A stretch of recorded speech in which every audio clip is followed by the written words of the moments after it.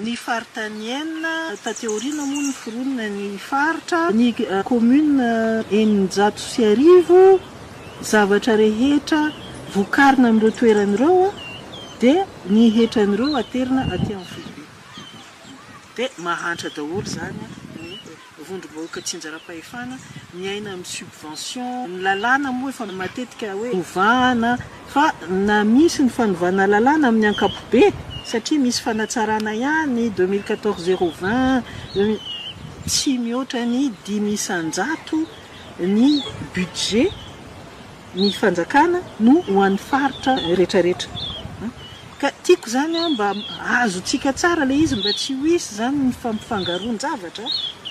fa misy ny fitondrana Foibe zay ao Antaninarenina Anosy Ambotsorotra Iavoloha iny ny fanjakana Foibe. Dia misy ny vondrom-bahoaka Tsinjaram-pahefana ny Madagasikara zay misy ny faritra ny commune ny Fokontany. Ka afangaron'olona zany le faritan'ny Antananarivo sy le fanjakana Foibe satria samy eto Antananarivo. Fa io zany tsy tokony afangaro satria ny faritan'ny Antananarivo ihany koa dia victime n'izay zavatra zay. Izahay aty amin'ny faritra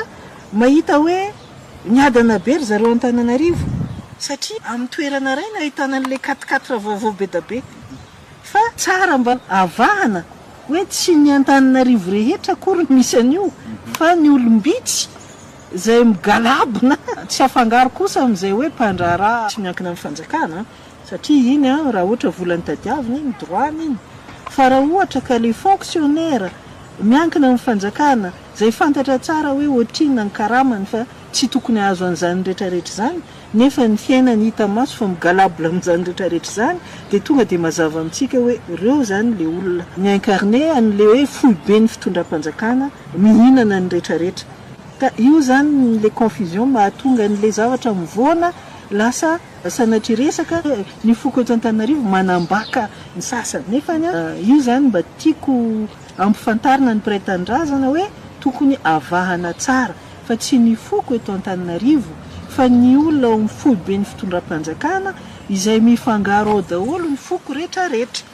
Ka aza hoe foko anankiray no entina andeha omena tsiny anefany ny olona eto Antananarivo tsy mbola henoko nanao hoe andao tsika tsy ampandroso ny faritra tsisy an'izany fa ry zareo dia mitady zay velomany ary mba mijaly ihany koa. Ny antony tenenako hoe mba mijaly ihany koa zany le Antananarivo amin'ny mahafaritany commune sy ny sisa hoe amin'ny fomba ahoana moa capitale anankiray voalatsaka 30 minitra fotsiny ny orana dia efa tadiavana lakana. Zany anie zavatra tena mampalahelo sy mampahoneny amin'ny fomba ahoana moa capitale be zao dia tsisy rano ny robinet dia amin'ny fomba ahoana embouteillage be da be manerana ny Antananarivo tena manahirana problème na taxi be ny olona misy filaharana mandeha kilometatra tsy mety réglé hoe anatsaratsara ny fiainan'ny olona kanefa tonga aty daholo le vola satria ireo vola tonga ireo tsy mandeha amin'ny fiainan'ny olona Antananarivo. Ka mba hanamoramora azy zany rehefa hiresaka